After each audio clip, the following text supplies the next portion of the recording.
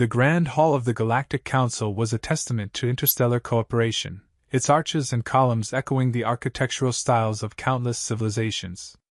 Today, it was charged with tension. Representatives from every corner of the galaxy had assembled, their expressions a mix of curiosity and apprehension. All eyes were on the central podium, illuminated by a cold, artificial light. There stood Earth's representative, Kevin Marsh. Kevin was a tall, broad-shouldered man with piercing blue eyes and a resolute demeanor. His presence commanded attention, and as he began to speak, the hall fell silent. "Earth will never bow to the whims of this council," he declared, his voice clear and unwavering. "We believe in the sovereignty of every species and reject your so-called supremacy." A wave of whispers swept through the delegates. Some were shocked, others intrigued by Earth's defiance. At the head of the council, Supreme Chancellor Drazer, a figure with tentacled features and a silvery, glistening skin, glared at Kevin, his eyes burning with anger. "Then you leave us no choice," Drazer intoned, his voice dripping with menace. "The Galactic Council hereby declares war on Earth. Prepare for annihilation." Kevin met Drazer's gaze without flinching. "Do your worst. We'll be ready." As Kevin exited the Grand Hall, he quickly sent an encrypted message to Earth. "Stay calm. We expected this. Prepare our defenses." His heart pounded, but he kept his face composed. The declaration of war would soon be broadcast to the world, and he needed humanity to remain strong and united. Back on Earth, the news spread like wildfire. Screens across cities and towns lit up with the announcement. Yet, instead of chaos, a quiet determination settled over the people. Factories switched to producing weapons and defenses. Scientists worked around the clock, developing new technologies. Soldiers trained with renewed vigor, and ordinary citizens volunteered in droves, ready to defend their home. Kevin returned to his quarters, a modest room compared to the opulence of the council chambers. He reviewed the latest intelligence reports, grimly noting the vast armada the council had at its disposal. Earth's chances seemed slim, but Kevin knew the indomitable spirit of his people. A soft chime interrupted his thoughts.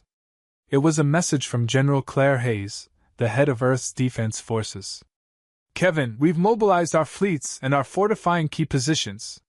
We won't go down without a fight." Kevin smiled, a rare moment of warmth in these dark times. "I never doubted it, Claire. Keep me updated. We'll need every bit of strategy and bravery to win this." The days that followed were a whirlwind of activity. Kevin and his team worked tirelessly, coordinating with Earth's allies, seeking support from sympathetic species, and devising battle plans. The Galactic Council, confident in their superior numbers and technology, prepared their own forces, underestimating the resolve of humanity. In the heart of Earth's command center, Kevin stood before a massive holographic display, surrounded by military leaders and strategists. "We have to use our home field advantage," he said, pointing to key locations on the map. "Ambushes, guerrilla tactics, anything to level the playing field." General Hayes agreed. "Our new cloaking technology could give us an edge. If we can strike their supply lines and disrupt their communications, we might stand a chance." As the first clashes began, the true nature of the conflict unfolded. Earth's forces, though outnumbered, fought with unparalleled tenacity. Kevin's leadership inspired confidence, and his strategic brilliance turned seemingly hopeless situations into surprising victories. In one particularly fierce battle, Kevin personally led a strike team to infiltrate and disable a key enemy command ship. The mission was risky, but its success dealt a significant blow to the Council's morale and capabilities. Kevin's bravery and tactical acumen became legendary, further galvanizing the human resistance. Despite these early successes, the war was far from won. Each day brought new challenges, new threats. The Galactic Council, infuriated by their setbacks, intensified their efforts, launching relentless assaults on Earth's defenses. Yet, through it all, Kevin remained steadfast. He knew the fight for Earth's survival would be long and arduous, but he also knew that humanity's spirit was unbreakable. As long as they stood together, they had a chance. One evening, As Kevin looked out at the stars from his command center, he felt a surge of hope. The road ahead was uncertain, but the future of Earth rested in the hands of those who refused to surrender. Now in the boundless space, the Galactic Council's fleets assembled with an air of impending doom. Colossal ships, bristling with advanced weaponry, hovered menacingly as legions of soldiers drilled with mechanical precision. Their technology was unmatched, their numbers overwhelming, and their confidence unshakable. On Earth, preparations took a different form. The human military command, spearheaded by General Catherine Mitchell, had decided on an unconventional strategy. Instead of deploying their elite forces, they sent soldiers considered weaker by traditional standards, betting on the element of surprise and unconventional tactics. Corporal Mike Cooper was among these soldiers. Known more for his ingenuity and quick thinking than brute strength, Mike had earned a reputation for turning the odds in his favor through clever tactics and resourcefulness. His unit, the 15th Tactical Division, was assigned to defend a critical sector, a region vital for Earth's communications and supply routes. As the unit gathered for their briefing, Private Jameson voiced the question on everyone's mind. "Why us?" he asked, glancing at Mike with a mix of confusion and apprehension. Mike's grin was reassuring. "Because sometimes it takes a different kind of strength to win a war," he said. His confidence was infectious, and despite the odds, his words sparked a flicker of hope in his comrades. The 15th Tactical Division's base was a hive of activity. Engineers worked tirelessly to fortify defenses, while scientists collaborated on developing new technologies to counter the Council's advanced weaponry. Amidst the preparations, Mike devised a plan that relied on guerrilla tactics, ambushes, and exploiting the terrain's natural advantages. "Remember," Mike told his team during a strategy session, "we're not here to meet them head-on. We use the environment to our advantage. Hit them hard and disappear before they can react." As the days passed, the unit honed their skills, practicing hit-and-run tactics and mastering the art of stealth. They set traps, rigged explosives, and prepared for the inevitable onslaught. Despite their unconventional methods, a sense of unity and purpose pervaded the camp. One evening, as the unit gathered around a campfire, Mike shared stories of past battles and victories won through cunning rather than sheer force. His tales were not just morale boosters but lessons in strategy and the importance of outthinking the enemy. "Remember the Battle of Andromeda?" Mike recounted. "We were outnumbered 10-1, but we turned the tide by taking out their supply lines. It wasn't about who had the bigger guns, it was about who had the better strategy." His words resonated with the soldiers. They understood that their strength lay not in their numbers or firepower, but in their ability to adapt, think creatively, and fight smart. The night before the anticipated attack, General Catherine Mitchell visited the 15th Tactical Division. "You've been chosen because you embody the spirit of Earth, resilient, resourceful, and relentless. The Council underestimates us, but we will show them that our strength lies in our determination and ingenuity." As dawn broke, the first signs of the enemy's approach were detected. The Galactic Council's ships, sleek and ominous, descended from the sky. Mike and his unit took their positions, hidden among the terrain, ready to execute their plan. The initial assault was brutal.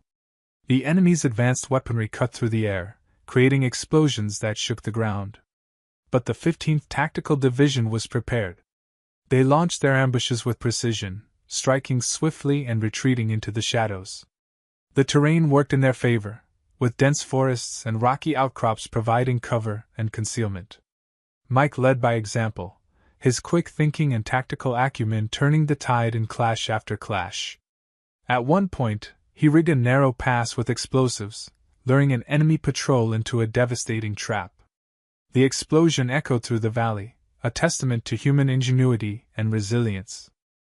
Despite their success, the battle was not over. The Council's forces regrouped, their determination undiminished. As night fell, the air was thick with tension. The unit knew the hardest part was yet to come. Gathered around a makeshift command post, Mike addressed his team. "We've shown them what we're capable of, but this is just the beginning. We need to stay sharp, stay united. Remember, we're not just fighting for ourselves, but for everyone back home. His words steeled their resolve. They understood the stakes, and they were ready to face whatever came next. The enemy was formidable, but so was their spirit. They had prepared not just for a battle, but for a war they intended to win. Now on the day when aliens launched full-scale assault, skies above Earth darkened as the alien full fleets descended, their arrival heralded by blinding flashes of light and deafening explosions. Chaos erupted across the planet, but amidst the turmoil, Earth's defenders remained composed and resolute. Each soldier knew their role, and each was prepared to fight for their home. Mike Cooper's unit had been assigned to the ruins of an old city, a labyrinth of crumbling buildings and narrow alleyways. The 15th Tactical Division quickly moved into position, setting up ambushes and traps, turning the devastated landscape into a formidable defensive stronghold. As the first wave of alien soldiers advanced, their movements were methodical. But they were unprepared for what awaited them. Hidden among the ruins, Mike and his unit lay in wait. "Fire!" Mike ordered. A barrage of bullets and energy blasts erupted from the shadows, catching the invaders off guard. The aliens, accustomed to straightforward battles, were thrown into disarray by the sudden onslaught. Despite their advanced weaponry, the aliens found themselves outmaneuvered at every turn. The human defenders used the city's ruins to stage hit-and-run attacks, their intimate knowledge of the terrain proving invaluable. From shattered buildings, they launched ambushes, striking swiftly before melting back into the rubble. "How are they doing this?" An alien commander bellowed in frustration as his troops fell back, their formation in tatters.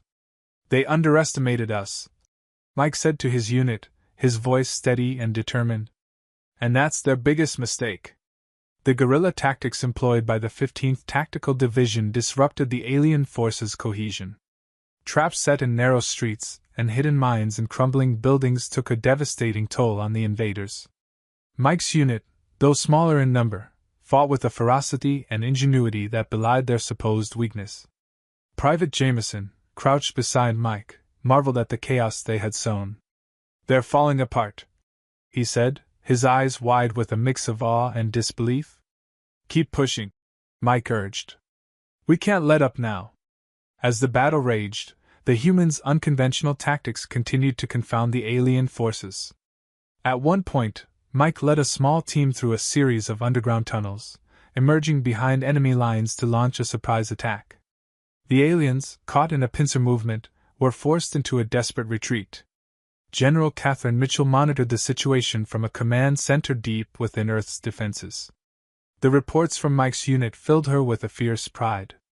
Their success was a testament to the human spirit, a spirit that refused to be broken, even in the face of overwhelming odds. "Mike, status update," she called over the secure comm link. "We're holding our ground, General," Mike replied, his voice crackling with static but resolute. "The aliens are retreating, but they're regrouping. We need to be ready for the next wave." "Understood. Reinforcements are on the way." "Hold the line." Mike relayed the message to his team. "Reinforcements are coming. We just need to hold out a little longer." The alien forces, stung by their initial defeat, returned with renewed vigor. Waves of soldiers, supported by heavy armor and air support, pressed the attack. But the human defenders were ready. They adapted, using the ruins to shield themselves from aerial bombardment and focusing their fire on key targets. "Take out that walker!" Mike shouted, pointing to a towering alien war machine lumbering through the streets. His unit concentrated their fire, targeting the joints and weak points. The walker staggered, then collapsed in a fiery explosion. Despite the intensity of the battle, Mike remained calm, directing his troops with precision. Each clash, each victory, bolstered their resolve. They were not just defending a city, they were fighting for the survival of their species. As the sun began to set, casting long shadows across the battlefield, the tide of the battle turned decisively in favor of the human defenders. The aliens, battered and demoralized, withdrew, their once formidable force reduced to a ragged retreat. Mike surveyed the aftermath, his heart swelling with pride. His unit, though weary and battered, stood victorious. They had held their ground against the technologically superior enemy, proving that courage and ingenuity could overcome even the most daunting challenges. "We did it," Private Jameson said, his voice tinged with disbelief. Mike nodded, a determined look in his eyes. "This was just the beginning. The real fight is still ahead. But today, we showed them what we're capable of." Now battle was coming to an end, but it raged on. It became evident that the Galactic Council had severely miscalculated. The humans' unconventional tactics, coupled with their unwavering resolve, shifted the balance. Reports from other fronts echoed the same story. The Council's forces were being systematically decimated. In a desperate bid to regain control, the Council deployed their most powerful weapon, a massive orbital cannon capable of obliterating entire cities. The weapon's presence struck fear into the hearts of many, but even this technological marvel proved ineffective against the human spirit. Using a combination of ground-based artillery and agile space fighters, Earth's forces managed to destroy the cannon before it could fire a single shot. In the final showdown, Mike Cooper's unit faced the last remnants of the alien invaders. Despite being heavily outnumbered, they fought with a ferocity and ingenuity that left the aliens in awe. The ruins of the old city, once a symbol of devastation, now stood as a testament to human resilience and tactical brilliance. As explosions lit up the night sky, an alien officer stumbled forward, dropping his weapon in surrender. "We can't win," he admitted, his voice tinged with a mix of defeat and admiration. "You humans are different," Mike yelled, extending a hand to help the officer to his feet. "We fight not just with our bodies, but with our minds and our hearts." Word of the defeat spread quickly, reaching the Galactic Council headquarters. Supreme Chancellor Drazer, his tentacled face a mask of frustration and realization, understood the futility of continued aggression. Calling for a ceasefire, he addressed the galaxy in a historic broadcast. "The humans have shown us the true meaning of strength," Drazer conceded. "Their resolve and ingenuity have proven that they are a force to be respected." Back on Earth, celebrations erupted.